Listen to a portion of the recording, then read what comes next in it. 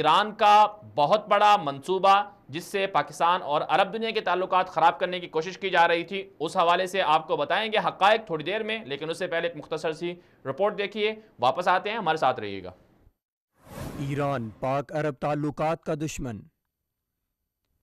Federal investigation یعنی F آئی اے نے پاکستان کے جعلی پاسپورٹ اور جعلی شناختی کارڈ پر سفر کرنے والے 7 ایرانیوں کو گرفتار کر لیا۔ ایف آئی اے کے ایک سینئر افسر کے مطابق ایرانی شہریوں کو تربت ایئرپورٹ پر اس وقت گرفتار کیا گیا جب وہ پاکستانی پاسپورٹ پر بحرین سے واپس آئے تھے۔ ایرانی شہریوں کو تفتیش کے لیے کوئٹہ منتقل کیا گیا اور ان کے خلاف مقدمات درج کیے گئے، جس کے بعد انہیں کوئٹہ میں جوڈیشل مجسٹریٹ عبد الرحمان کے سامنے پیش کرنے کے بعد ریمانڈ پر بھیج دیا گیا۔ اس حوالے سے یہ انکشاف بھی ہوا ہے کہ ایرانی شہری پاکستان کے جعلی پاسپورٹ پر 2014 سے بحرین سفر کر رہے ہیں۔ جولائی 2018 کے درمیان بحرین پولیس نے ان ایرانی شہریوں کو ایک جرم کے الزام میں گرفتار کر کے مانامہ جیل میں قید کیا تھا۔ ایف آئی اے افسر نے بتایا کہ جب پاکستانی سفارت خانے کے قونصلر نے 13 ستمبر 2018 کو جیل کا دورہ کیا تھا، جس میں یہ بات سامنے آئی کہ ملزمان پاکستانی نہیں بلکہ ایرانی تھے، جس کے بعد سے پاکستان کے تمام ایئرپورٹس پر الرٹ جاری کر دی گئی، اور جب 13 دسمبر کو یہ 7 ایرانی تربت ایئرپورٹ پہنچے تو انہیں ایف آئی اے نے گرفتار کر لیا۔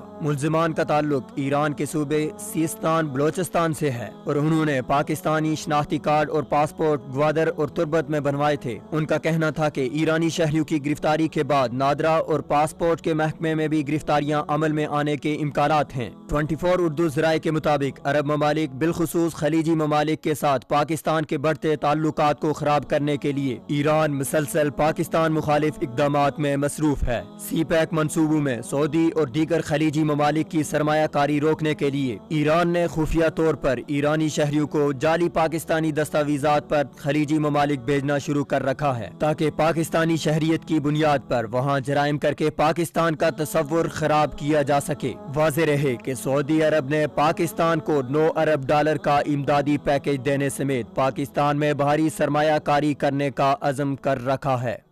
ویلکم بیک ناظرین، آپ نے رپورٹ ملاحظہ کی جس میں آپ کو اندازہ ہوا ہوگا کہ کس طرح سے پاکستان اور عرب دنیا کے جو تعلقات ہیں انہیں خراب کرنے کے لیے پاکستان کے جعلی پاسپورٹ استعمال کیے جا رہے ہیں، اور پاکستان کے جو نادرا حکام ہے، پاسپورٹ حکام ہیں، وہ بھی اس کرپشن کو، اس جعل سازی کو پکڑنے میں ناکام ہے۔ یہی وجہ ہے کہ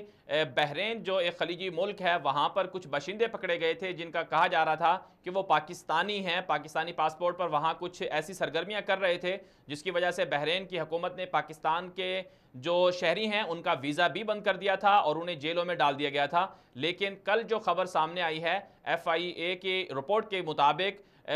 تربت کے علاقے میں گرفتار کیے گئے ہیں 7 لوگ جن کے پاس پاکستانی پاسپورٹ تھے، اور وہ ان پاسپورٹ کے ذریعے 2014 سے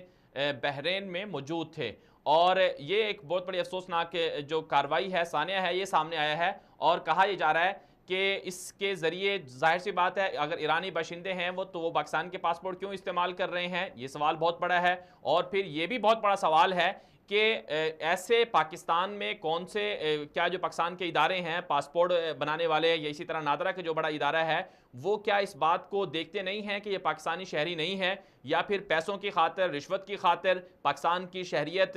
کسی کو فروخت کر دی جاتی ہے، کسی کو دے دی جاتی ہے، پاکستان کا پاسپورٹ کسی کو دے دی جاتا ہے۔ اگر وہ بیرونی دنیا میں جا کر پاکستان کی پاسپورٹ پر یا پاکستان کے شناختی کارڈ پر کوئی ایسی کارروائی کرتا ہے تو اس سے پھر پاکستان کی بدنامی ہوتی ہے، پاکستان کو لوگ برا بھلا کہتے ہیں۔